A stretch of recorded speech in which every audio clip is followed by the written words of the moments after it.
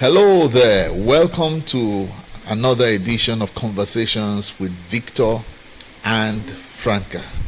And this, of course, is Victor, and that is Franca here. Okay. It's going to be another very exciting conversation. We're talking about parenting. This time, how to help your children develop their intelligences. There's a reason I'm using the word intelligences. You know, we in Africa, by the training we received from the British and the colonial people, only see academic intelligence as the most important. It is very, very important, okay? But there are other areas of intelligences that we must help our children grow so that they can be competent in the world out there. Academic intelligence is there. Emotional intelligence is there. Social intelligence is there. And our role as parents can help them develop in all these areas. Can we do a bit of definition? What are these intelligences talking about? The intelligence just means your mental Capacity? and ability, right? And this, what we have now in spanning all the intelligence is just a holistic development of the human being. The one that is most recognized by the workplace, or will I say the workplace, in your child's growing up years or go through school, the one that is most used in school is the academic intelligence. Yes. And we're supposed to also help our children develop this.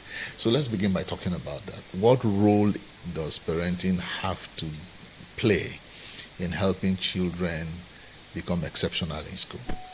Absolutely. This home is a strong support to the school. Parents need to know that the academic outcome of their children is not just the school's responsibility, but a partnership with the home. So whatever the school is teaching your child, you're supposed to take that up and help the child understand better. What we have most times is we have parents just leaving all the responsibilities to the school and expect their children to be academically excellent. But it doesn't work that way. There are certain things you can do at home. Find out from the school, the curriculum that they're using and the details of this curriculum. Get extra materials or resources at home as well. You have to have a good relationship with your child's school and the teachers so that you can be able to access this information. Get the materials, spend on that. Don't just spend on food alone in the house or other frivolities, but just make sure that you have a budget for your child's schooling apart from the school fees. You see, parents, apart from the school fees, because some people think once they pay school fees, they have done their part. That is all. And once they pay for the books in school, that is all. No, go the extra mile and source resources outside the school that you can have in the house. I would encourage you to build a home library for your child. That's how to think. It's just the mindset when you're ready to develop these children and build them up into very wholesome people that would benefit society. They will become beneficial to the society. So build a home library for your child. If the school has certain books, you can get the second for the children. The second set at home. Yes, the second set at home. It's about priority anyway, because some of you might be saying, I have not finished paying school fees, or I have not done this and I have to go and buy a second. That's a whole lot of money. But it's budgeting and prioritizing. So once you do that, you can teach the child ahead of what is happening in school. In school, especially if the child is mentally capable. So we do that. Follow up with the child's homework as well. Make sure the child does the homework, because homework is to reinforce what has been taught in school, and then buy books for your children. Let them read outside what is being taught in school.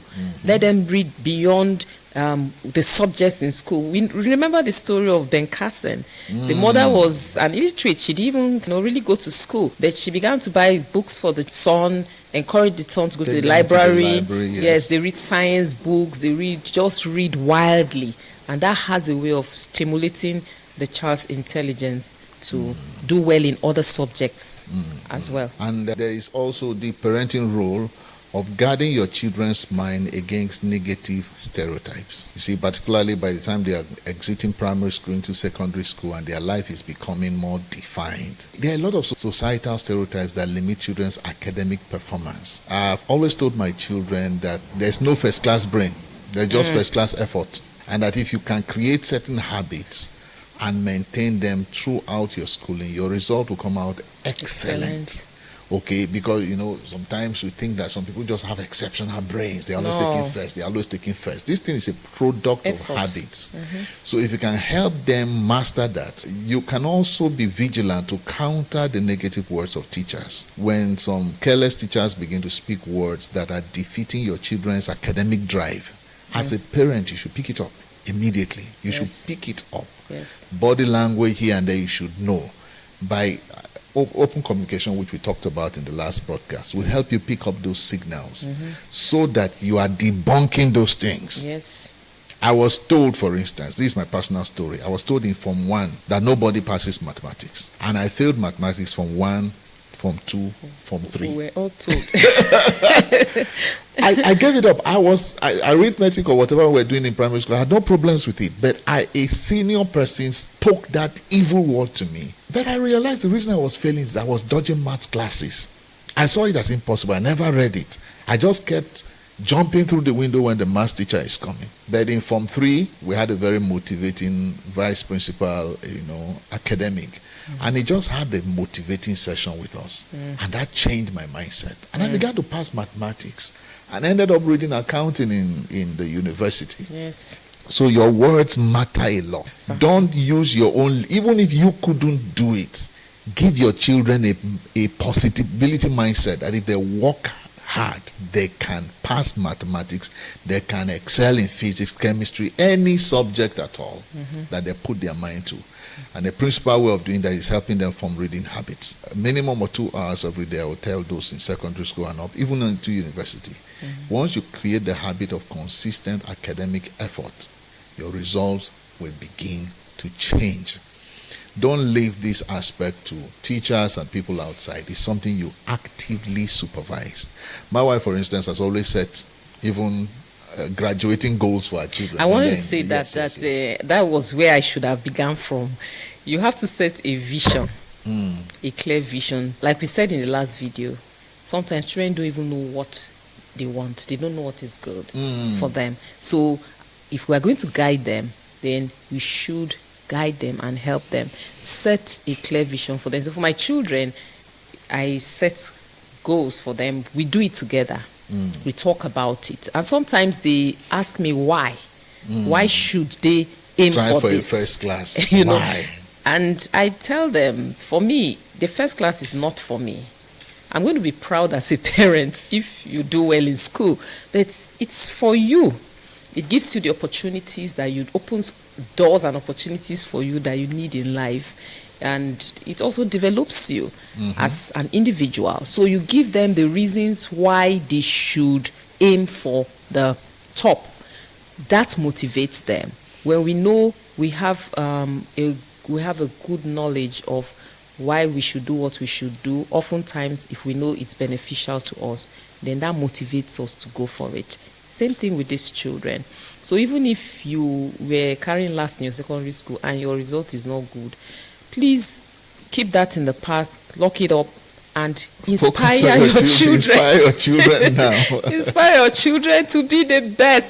What you couldn't get as an individual, your children can go on to get it.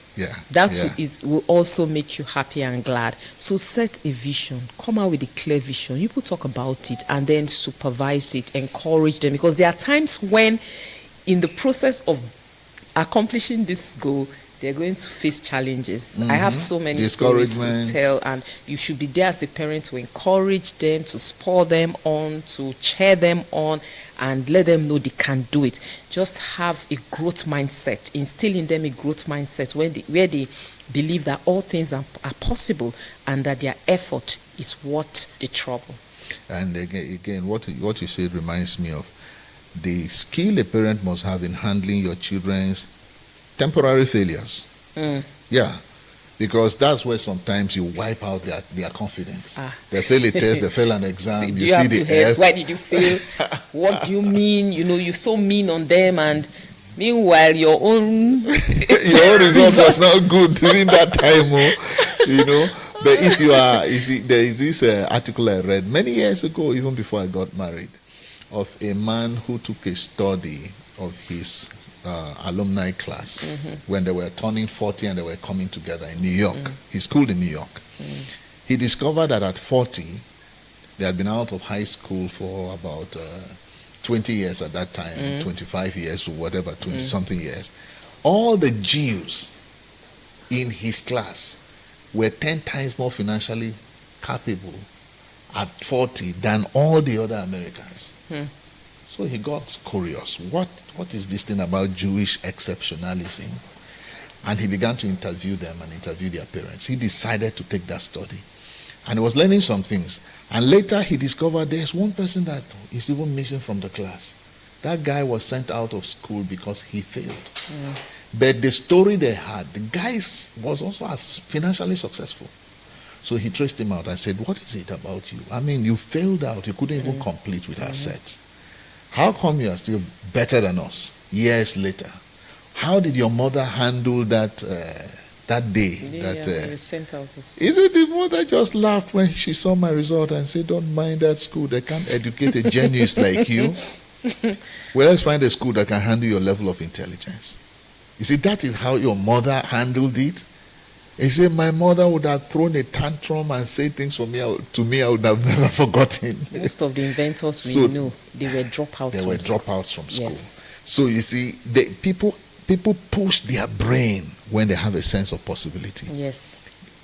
Make your children believe in their academic capacity, even if other things are speaking differently. Do not be the one to puncture their tire, deflate them. I'm not saying you shouldn't be angry or whatever, but know that the words you speak at such moments can have a very damaging effect or can have a life-changing, motivating effect. Okay? But you know there are other aspects of intelligence like we talked about. And we should read the scripture that depicts all of these intelligences and the need for them to grow. Luke chapter 2 and verse 52. And Jesus increased or grew in wisdom and stature and in favor with God. Amen. Growing in wisdom, that is academic intelligence.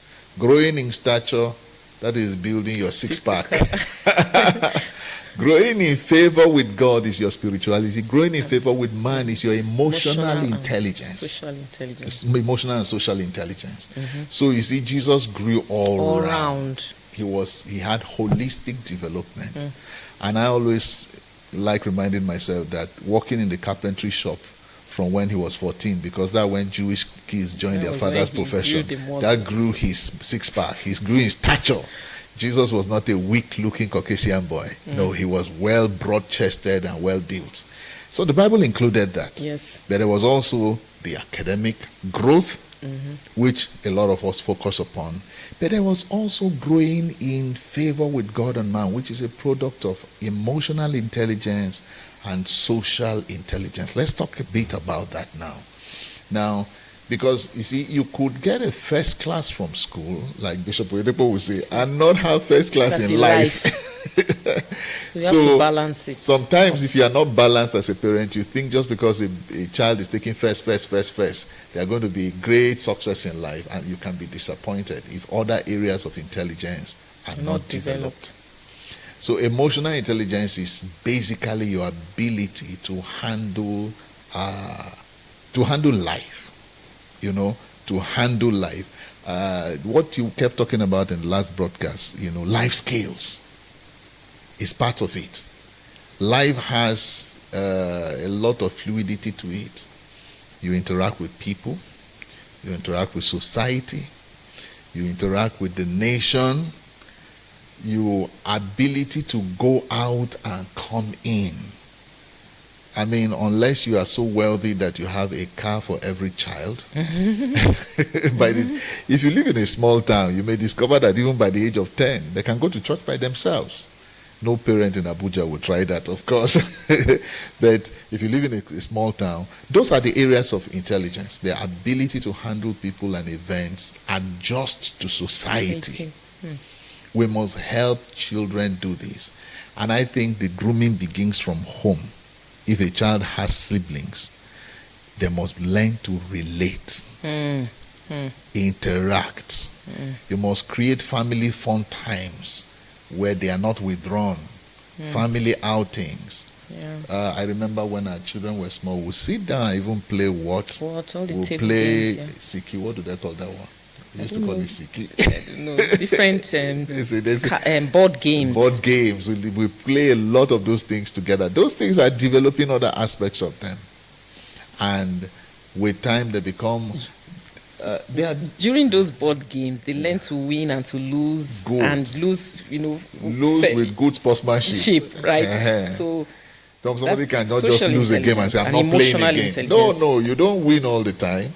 When you lose, you smile and try again. Okay. And those things are developing them. Let's talk about that social intelligence thing.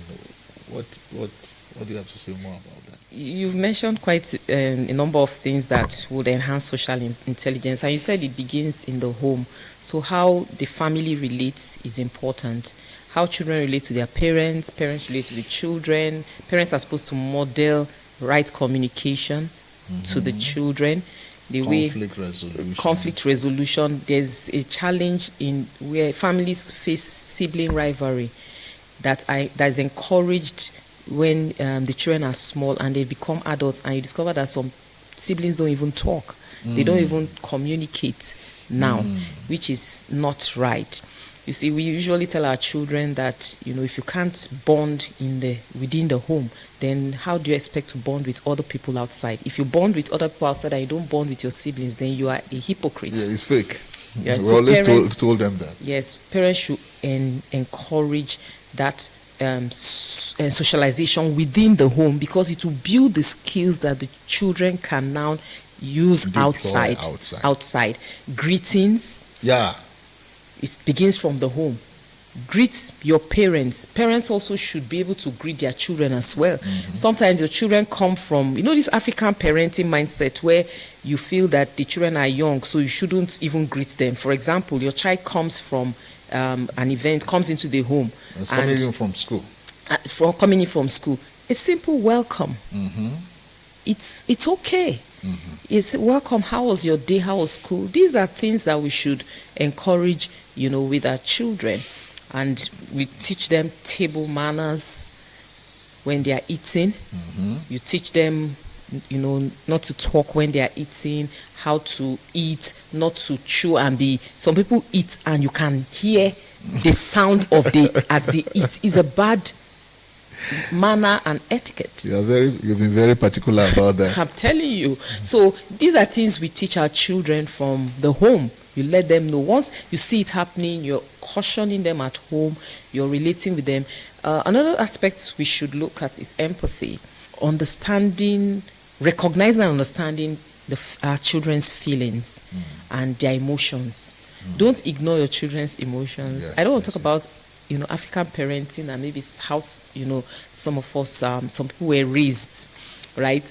That you have to recognize, be sensitive to their emotions and to their feelings, especially when your children are teenagers. Even from the adolescent years. From the adolescent as they navigate into teenage years. And begin to mix with more people outside the home. Understand that teenagers go through a phase. From adolescent to teen, they are navigating into a phase where there's a whole lot going on their mind and in their emotions as well. They are transitioning, and so that would lead to moodiness.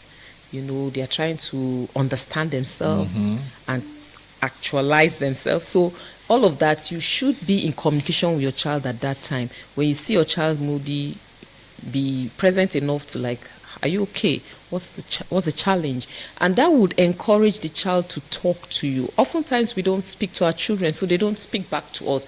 But there are people they are talking to, because those people are notice them. Those people reach out to them. Those people are concerned about how they feel and what is going on with them. So we should be conversant with their experience. If we communicate with them, then we can be aware of their experience. They can share experiences with you and what they are going through and how they are feeling. By the grace of God, parenting has been good for us. It hasn't been a tough terrain for us. Our children, I remember even as teenagers, they will share with us even their crush, their in school. The interactions with the opposite sex, who they are crushing on and who is crushing on them. For children to reveal that to you, then you have to be open with them and you have to communicate with them.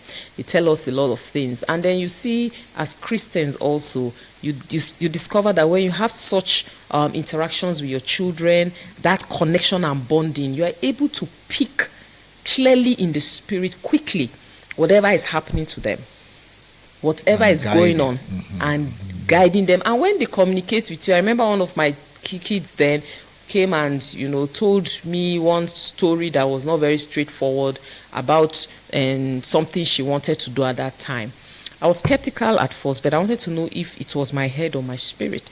And with time, because of communicating with her, with the kind of relationship we had, I was able to discover that what she was telling me was not entirely true, and wherever she wanted to go was not right for her, right? So when we keep in communication with our children, we are able to discern faster and clearer. You made a statement now. Another statement came to my mind. What you said was, it's an inquiry, but the parent can approach that differently and say, are you okay at all? And that will cause them to shut down.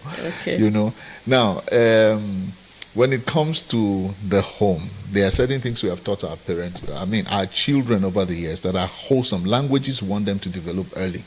Thank you. These all build emotional intelligence. Magic words. The 5 magic words. Thank you. I am sorry. Please. Please. I appreciate you. That's also thank you. Thank you. Yes. And let children learn early to say I love you. I missed you. There are some siblings that can't say that to themselves, even as adults, because growing up, such words were never used in the home. But from when my children were younger, our children were younger, we have practically put these words in their life. Say it to us, say it to each other. Learn to express yourself so that you are not so stoic and rigid out there that nobody can interact with you. Just something like I am sorry can be so difficult for some adults. You just know that they were not trained well. Yes, they're not used to it. No matter how nice you are to them, to say thank you is so difficult. It's almost as if they are going to lose their heart or their liver or kidney if they should say thank you. And that creates a social construct where favor doesn't come easily to them. You see, favor many times is a product of conduct and performance. Yes, God can give supernatural favor and make your enemies to love you. But that is miracle. Expecting to live like that is like a man who eats poison every day and expects to stay healthy. In as much as God can heal you when you eat poison, we are supposed to learn to take care of our bodies. So how do we take care of our emotions and our social life? By walking in such a way that we can get people to like us. We can get people to favor us. And a lot of this is a product of your emotional intelligence and social intelligence, social skills we sometimes call them. Social skills, yeah. These things have to be developed from the home. Do you know a parent can actually help a child be effective where they are not effective? And sometimes a parent can also model the wrong things. Some Christian couples, their fights are bloody. Yeah, and their children are watching. Exactly. They do that before and the when children. they're fighting, you see, there's even fighting, even internationally, there's what we call rules of engagement in international conflict. So even when a couple are conflicting, there should be rules of engagement that keep the sanity of the home. When you as couples, you fight bloodily in full flesh, you have modeled the wrong things before them. And don't be surprised if your children go out and that's how they think life runs. Yes. They are violent, they are extremely insultive once they are angry. Agitated at every... break relationships with impunity. And then they are not able to reconcile once they break down like that. And that would cost them a lot in life. I remember my wife always saying to my children in their growing up years, you have to stop this. This will cost you in life if you don't stop this. Because as they're growing up with us, we are thinking about how their life would be in years to come. So that's why we guide them. And one of the easiest ways to do that is to be exemplary. Set those examples in how you relate with your spouse. Yeah, I also believe that whatever we want to give to our children, we have to model it. And this is what I mean. Talking about emotional and social intelligence, it has to do with our temperament and our personalities. So, as parents, if you are not able to groom your own personality and refine your temperament, then how are you going to help the child? It's going to be nearly impossible. So I would want to say that let us work on ourselves as parents, that your temperament and your personality, you actually grew up discovering this is how you are and what you are. Now, the temperament contains things that you need in life, and it also contains things that you don't need. You should be able to identify those things that you don't need. You should know how to do away with them. Encourage the things that you need. Now, when I say the things that you don't need those things, but there are things you need that you don't even have in some of those temperaments. Yes. You can now develop those things. For example, if you are introverted, you will have challenges with social interactions. But you need it. My husband just said you need it to thrive in life. Yes. So what do? You learn. If you don't learn that, then how can you pass it on to your children? You can't give what you don't have. So parents should learn. They should discover the gaps in their lives, self-development, develop themselves, and be able to pass on these skills to their children. And when your children watch you grow, it gives them confidence that they also can grow. I do that with my children a lot. I tell them, okay, these are the things that I lack, these are my gaps, and these are the things I'm doing to improve myself. I recognize them in you. You take your time and do the same as well.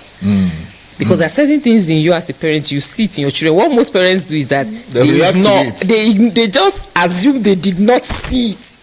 No, an educator told me in Lagos more than 30 years ago. I've told my friend Ayo's mom. She said, the child you fight the most is the one that demonstrates your weaknesses. Yes. So you are because angry. You are alarmed. I know what this thing did to me. If you don't stop it, it will harm you. So you are trying to bully it out of them, but that's not the way. It's better to be instructive and motivating, demonstrating to them how you outgrew those things, so that they can also follow the path you have followed to outgrow. And of course, our spiritual life it casts a good fragrance on everything. Yes. I think that's what ties it up. It ties it all up. So we have to be like Jesus, okay? We develop, we grow in wisdom, we grow in stature, we grow in favor with God and in favor with man. And you have that goal in your mind to develop every aspect of your children's life. Okay, now, this thing you talked about, you mentioned again, siblings rivalry. Sometimes parents contribute to that because they show preferences. We're not supposed to show. We saw with the Bible. We have a biblical example. It was Rebecca. Is it not Rebecca? It began with Cain and Abel. Okay, it began with Cain and Rebecca. Abel. Okay, when it comes to parents' favoritism, yes, it's actually Rebecca and Isaac. Yes, Rebecca preferred Jacob to Esau. And Isaac preferred Esau to Jacob because of food. And we see the chaos that occurred and what it amounted to. So I know that in your heart, to be truthful, sometimes in your heart, you may like one more than the other. Yes, you may like, but you have to discipline yourself to be able not to show it, and then to be able to balance your love amongst your children. There will be the tendency for you to prefer one because you feel that one is maybe doing better in academics or behaves better than the other. The other one is the as they call it, the family black goat, the black sheep of black the sheep. house. So you have to discipline yourself to show that balance love. And that can only come when you recognize that each child is unique. Yeah, each child is unique.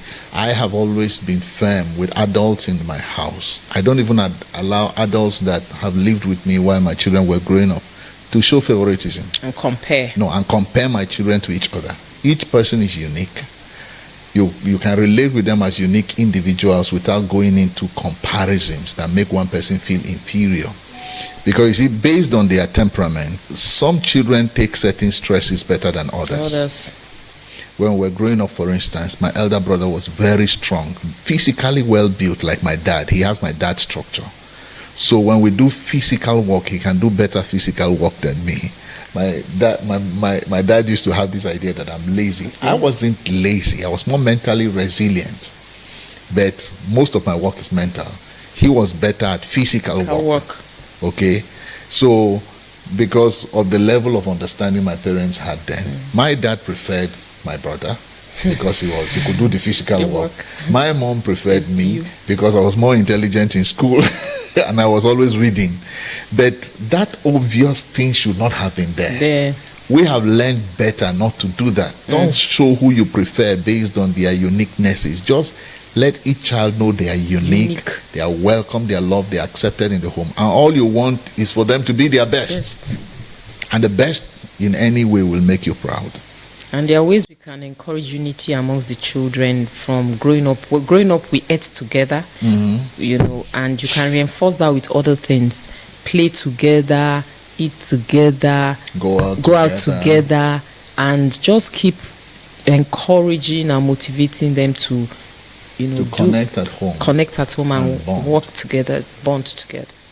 It's a great thing when you see siblings that really love each other and work together. They are more socially adjusted when they go out, and they are even better able to love their spouses when they get married.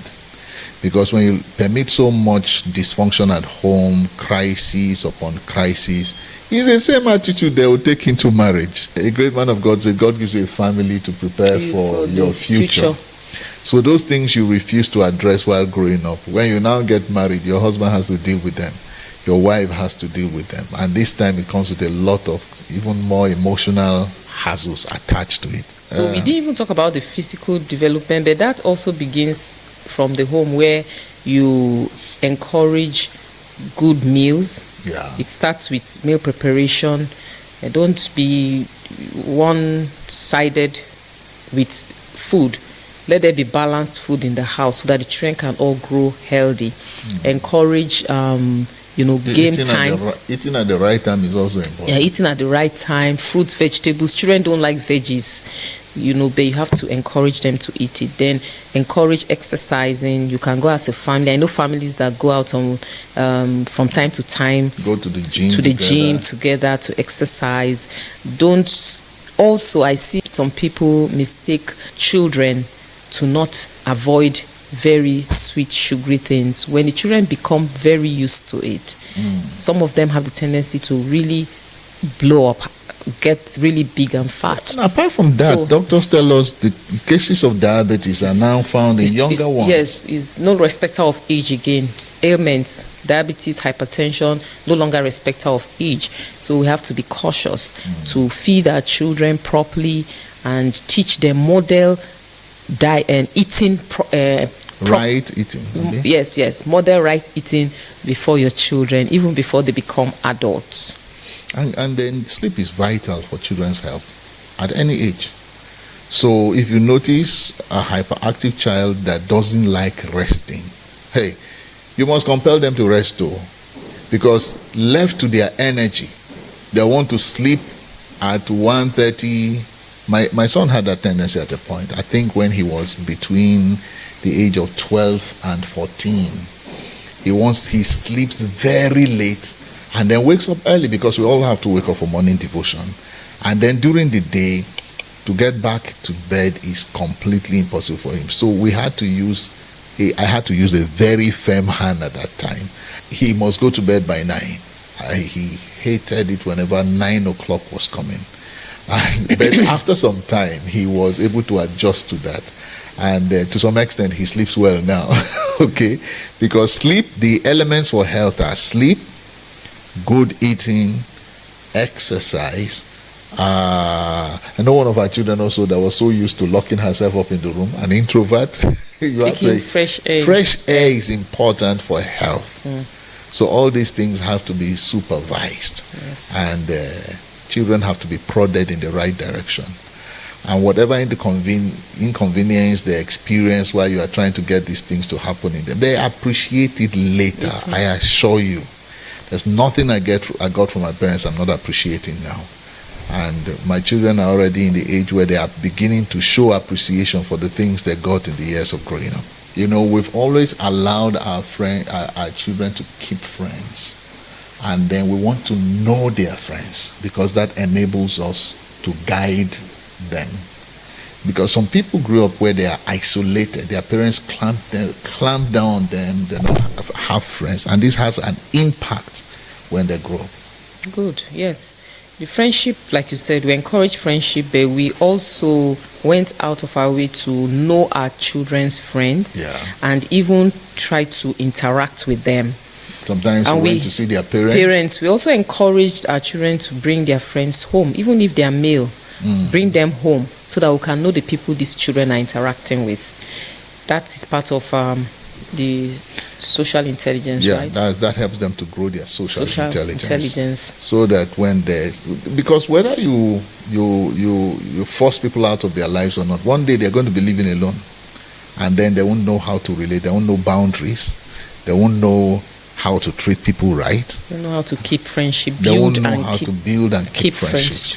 Till today, even those of them that are fully grown up, we still ask them about their friends. What about that your friend in primary school? What about that your friend in secondary school? We encourage them to keep in touch till today.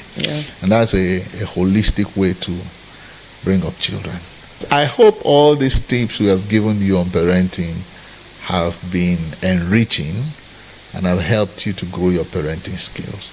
Maybe in time to come we should do a full book on it and pass knowledge across. God bless you all wherever you are watching us from, around the country and around the world, and share this material with others also, so that their lives can be enriched. We'll see you again in the next broadcast. Bye.